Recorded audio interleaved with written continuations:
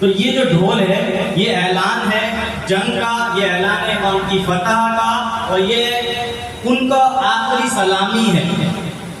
ये जो ढोल बजता है उसकी साथ गम की होती है,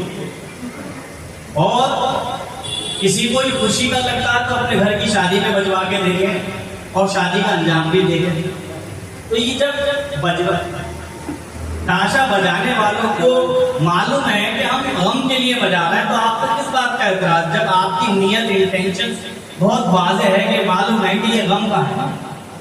तो ये दो बातें मैं अर्ज करना चाह रहा था। एक तो ये कि ढोल क्यों बजाया जाता है, ऐलान है, और ये पुराने जमाने की रविश थी कि ऐलान भी करा जाता था, बलबला शायरी भी करी जाती थी जोश भरने के लिए। अब कुछ तारीखी बातों की तरफ रुजू करना चाहता हूँ, ज़्यादा टाइम नहीं लूंगा। देखिए, एक बात मैं अर्ज करना चाहता हूँ, वो ये बहुत सारे लोगों को इस बात की तकलीफ होती है कि जो बात पहुंची है वो हमारे पसंदीदा लोगों के जरिए से नहीं पहुंची। यानी कि बात तो मुतमईन बख्श लग रही है, दिल भी उस पर गवाही दे रहा है और दिल भी चाह रहा है इस पर अमल करें, लेकिन क्योंकि हमारे पसंदीदा लोगों ने नहीं कही है तो हम नहीं मानेंगे। मैं आपसे कहूं